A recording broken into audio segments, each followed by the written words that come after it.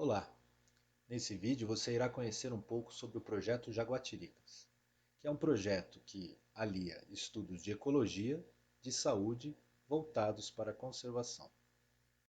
Esse projeto é realizado pelo Instituto Procarnívoros, em parceria com a Universidade de São Paulo, no campus da Exalc em Piracicaba, através do Laboratório de Ecologia, Manejo e Conservação da Fauna Silvestre e também em parceria com a Universidade Federal da Paraíba.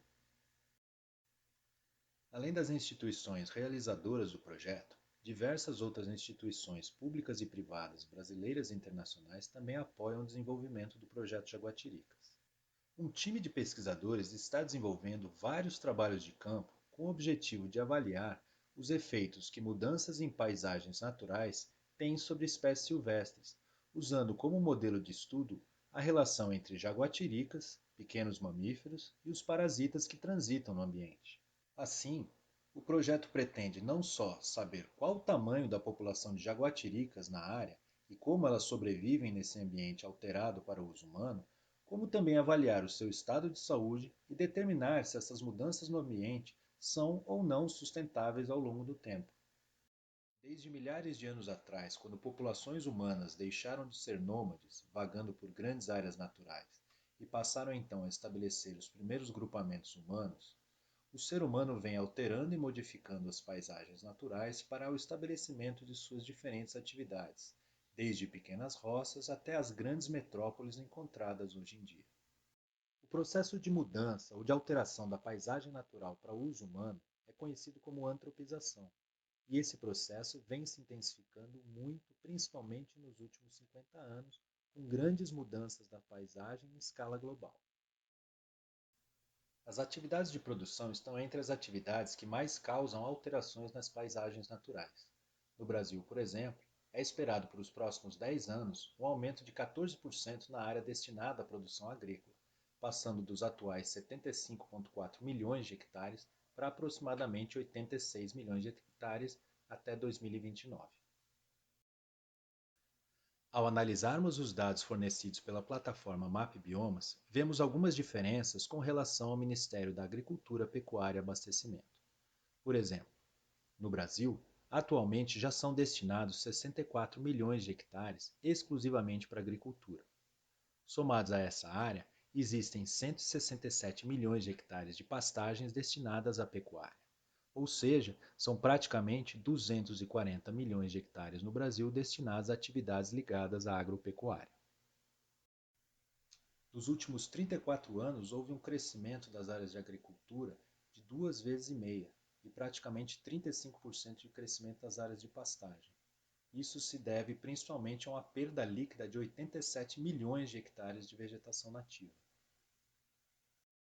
Embora seja inegável a importância social e econômica das áreas agropastoris, por exemplo, pela produção de alimentos, geração de empregos e renda, e até mesmo a importância na balança comercial pela produção de commodities agrícolas, é muito importante também apontar os diversos problemas gerados pela expansão das atividades humanas, como a perda direta de biodiversidade, poluição por agroquímicos, aumento de conflitos entre humanos e fauna silvestre, surtos e epidemias ou aumento de zoonoses. Qual a situação do Pantanal em meio a tudo isso? Na realidade, a situação do Pantanal é uma das melhores de todos os biomas brasileiros. Embora seja o menor deles, com aproximadamente 140 mil km², 84% da área permanece bem conservada e com cobertura natural. Diferente da Amazônia ou da Mata Atlântica, que são áreas de predominância de floresta, o Pantanal é naturalmente um mosaico de paisagens abertas e fechadas, sendo que apenas 30% são florestas e savanas, e a maior parte, mais de 50%, são áreas vegetais naturais não florestais, como campos, brejos ou vazantes. Graças a isso, a principal atividade econômica do Pantanal é a pecuária extensiva, sendo que apenas 15% da área são pastagens formadas para essa atividade. Com tudo isso, o Pantanal é considerado um refúgio natural para diversas espécies ameaçadas de extinção que ainda podem ser encontradas em abundância na região. Sendo o Pantanal ainda bem conservado, com populações abundantes de espécies ameaçadas de extinção, qual é o grande problema então? Por ser a parte de planície da Bacia do Alto Paraguai, O Pantanal é um bioma extremamente delicado e sensível a mudanças que ocorrem nos planaltos do seu entorno. Todos os mais de 150 rios que cortam a planície pantaneira nascem nos planaltos do entorno e, portanto, alterações ao longo dos rios nas áreas altas têm um efeito muito intenso na planície.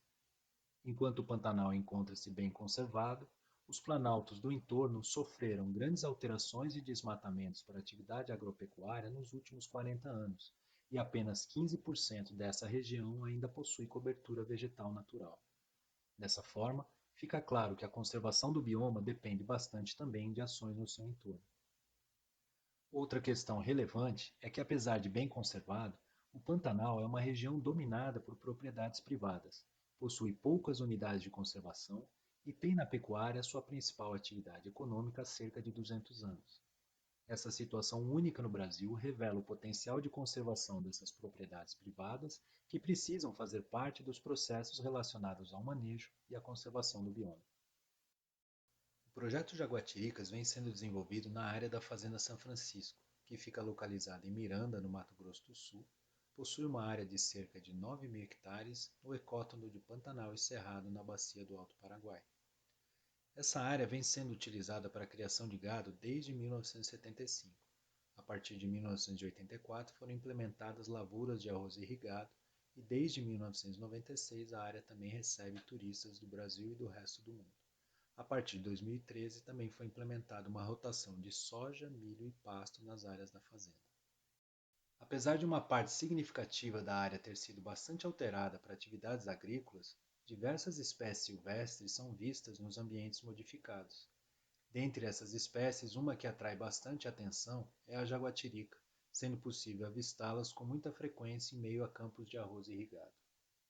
A jaguatirica é uma espécie de felino de porte médio, que ocorre desde o norte do México até o norte da Argentina. No Brasil, pode ser encontrada em todos os biomas, embora seja mais rara na Caatinga e nos Pampas. É um animal predominantemente noturno, estritamente carnívoro, se alimentando de diversas espécies de animais como pequenos roedores, gambás, cutias, pacas, tatus, aves como jaós, jacutingas e mutuns, além de lagartos e serpentes.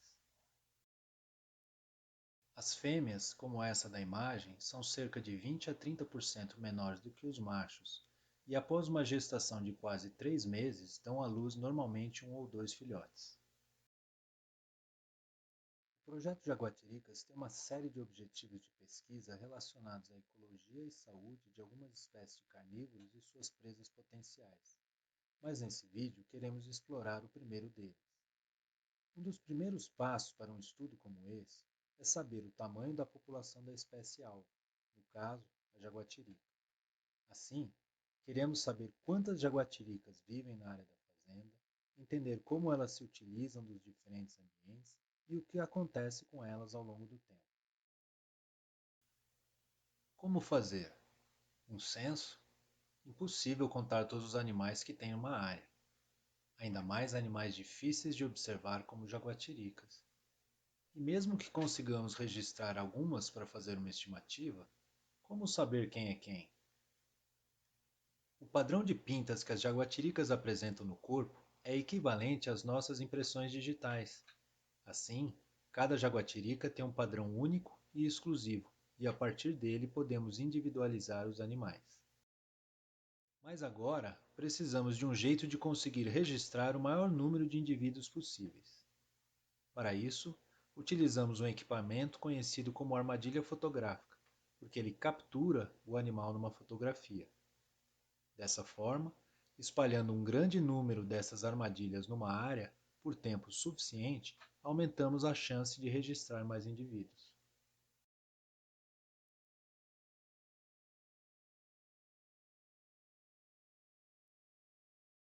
Depois de retirar as armadilhas do campo, precisamos catalogar todos os indivíduos registrados. Esse trabalho vem sendo feito pelo projeto desde 2010, sendo que temos mais de 2.000 registros de pelo menos 65 jaguatiricas diferentes nesses últimos quase 10 anos. Bom, nós juntamos uma grande quantidade de fotos de diversos indivíduos ao longo de vários anos e agora? Como isso é transformado em uma informação útil? A partir do que chamamos de históricos de captura, que basicamente são as informações sobre cada indivíduo capturado, quantas vezes foi registrado durante a amostragem com as câmeras, e as informações sobre as armadilhas, quantos locais diferentes, qual a distância entre as diferentes armadilhas, nós usamos uma série de modelos matemáticos que irão nos informar quantos animais existem na área amostrada. Assim, quanto mais registros dos diferentes indivíduos em diferentes lugares, melhor fica o nosso cálculo de quantos animais tem na fazenda. Nós amostramos com as armadilhas fotográficas 60 pontos diferentes na fazenda, cobrindo uma área mínima de 50 km², cobrindo partes das áreas naturais, das áreas de lavoura e das áreas destinadas à pecuária.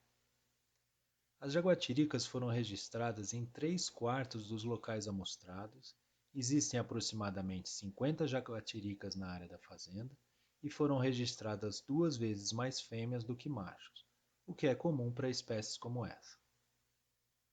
Tiveram algumas coisas bem interessantes que só pudemos conseguir observar graças ao trabalho de longo prazo que vem sendo feito pelo projeto. Por exemplo, a fêmea dessa foto, carinhosamente chamada de peneira, foi capturada como parte das atividades do projeto em 2018. Veja que ela tem uma malha bem característica no lado direito de seu corpo. Note também que a dentição indica um animal de idade bem avançada. Um mês depois da captura, nós já registramos ela novamente em uma de nossas armadilhas fotográficas carregando seu jantar. Como se tratava de um animal idoso, fomos buscar no nosso banco de dados por registros antigos de jaguatiricas na área, e primeiro encontramos uma foto da peneira de 2009. Continuando a busca, encontramos os primeiros registros dela em 2006, ou seja, essa jaguatirica tinha em 2018, quando foi capturada, pelo menos 13 anos de idade.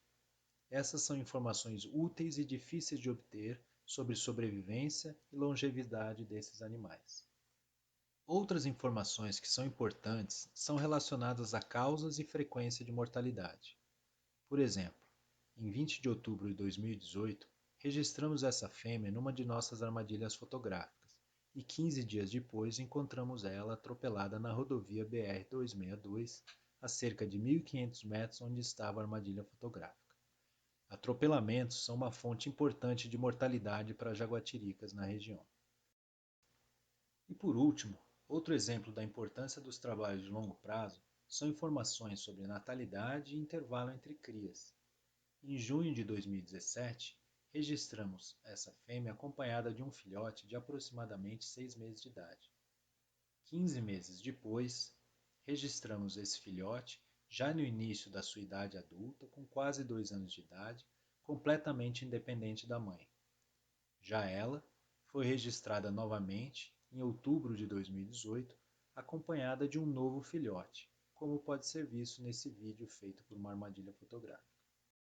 Esperamos que tenham gostado desse vídeo e que ele tenha sido útil para ajudar a conhecer um pouco mais sobre projetos de pesquisa realizados no Brasil e a importância da ciência na geração de conhecimentos e produção de informações úteis para a conservação da nossa fauna.